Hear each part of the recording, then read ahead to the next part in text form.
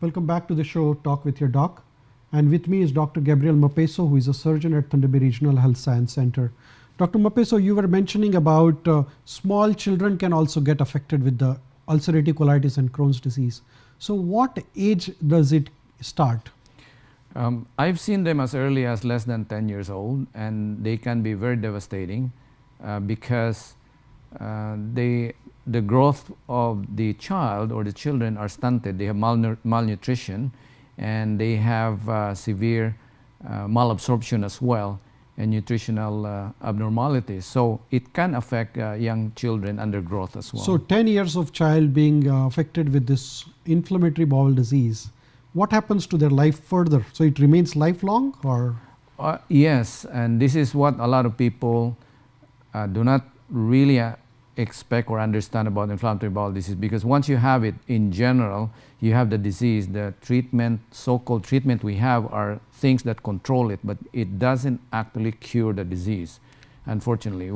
There's still a lot of research going on about curing inflammatory bowel disease, but it's actually managing or treating the symptoms so that it's not as bad. Right. So there are two main types of inflammatory bowel disease, ulcerative colitis and Crohn's disease. Can you please tell us some differences in the clinical signs and symptoms? Yes, in the Crohn's, it's a very interesting disease. Both of them are.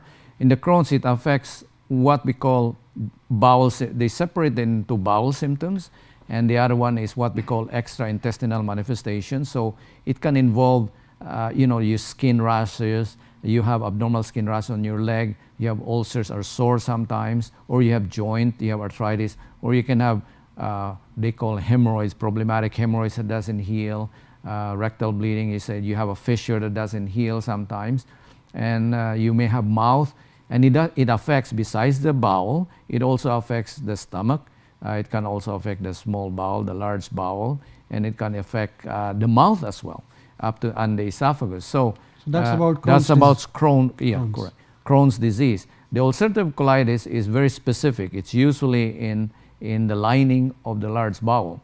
So the lining of the large bowel is affected by it, and you can have diarrhea as well. You can have bloody diarrhea, is more prominent with ulcerative colitis, and then it's potentially curable, because if you take out the large bowel, then you're free of the disease. Okay. Now, how do we diagnose it? By various investigations, the ulcerative colitis and Crohn's, or what do we do to diagnose and differentiate them? When you go to a specialist and have it done, they do a lot of tests, investigation, but one of the most important things that they do, including Dr. Jani is a pathologist, is we take biopsies of the lining of the bowel, and then the biopsies will determine what kind of type it is. Having said that, there are unfortunately, there are signs that is very indicative of Crohn's, and then very indicative of ulcerative colitis, and there's some people who will fall into the indeterminate type, and that is a challenge as to find, because you have to watch the progress of the disease and repeat the biopsies. But in general, you can separate the two, and if you have one or the other, then you can be treated accordingly to the type you have. In addition to the biopsy, which is the diagnostic procedure, what other investigation, any radiological investigations needed to diagnose this? Correct. You are correct. You can do imaging studies or blood tests as well, inflammation. There's such a thing as markers for inflammation in the blood, CRP, erythrocyte sedimentation rate, ESR, your blood test, white count, platelet count, all of those things. And there are certain imaging studies like X-ray, and you swallow the dye, and they can see the dye, how the bowels are abnormally formed, the part of the bowel that are affected, whether it is the colon or the small bowel, and then fistulas, which would be more would be more for Crohn's rather than ulcerative colitis. So then CAT scan and MRI for complicated cases. So all radiological and pathological investigations will help us to differentiate ulcerative colitis and Crohn's disease. And is the treatment different for both the disease, or the treatment is the same? The treatment is the same to some degree medically, but surgically you have to take a lot of things into consideration, because in Crohn's you treat it, and ulcerative colitis you can give anti-inflammatories, and there are different stepwise grade. There's a step 1, if you are not responsive to the first group of medication, they go to the second group, and then the third groups, which are very expensive, and the biologics we call it. So it's a stepwise progressive treatment. It depends on your symptoms, how you are controlled, including steroids. Okay. Steroids can be given for both as well. But there are certain medications that may be more effective to Crohn's than ulcerative colitis. So basically we have to divide our medical treatment by medical treatment, lifestyle changes, dietary changes, and then the surgical treatment, which is now a bit more complicated. Right. So once a patient is diagnosed and he is first put on the medications, which might include anti-inflammatory medication and steroids or antibiotics, along with that, what sort of dietary changes required? Well, they recommend milk, void milk products is the one. And some people say that if you take some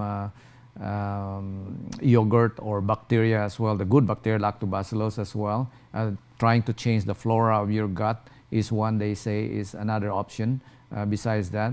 And in general, processed food are generally not very well tolerated. What do you mean by processed food? That's a big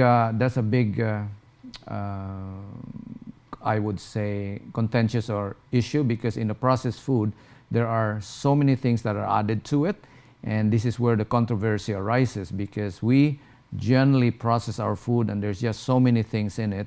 Then we modify genetically modified food as well, so we don't have as much natural food, so to speak, and our diet tends to be more on fat, tends to be more on sugar, tends to be more on carbohydrates, which I think some people say that may aggravate inflammatory bowel disease as well. Low carbohydrate, low fat, low sugar diet. Yeah. Does low meat diet and more green diet will help? It does to some degree, they say, because there are certain grains that are bad and there are certain grains that are good. I don't have a list right now, but there are websites that are very indicative of what are the good vegetable, so to speak, and the bad vegetables. Okay. Yeah. So once is medication, then the dietary changes as you recommended. What are the lifestyle changes needed? The lifestyle changes is, of course, I think if you're active, exercise as well, and again the diet. I think most of that. And does smoking reduction helps? Yes, smoking reduction helps. The smoking reduction helps more on ulcerative colitis than on Crohn's. The smoking is not so effective if you reduce it in ulcerative colitis, I think. And there may be some,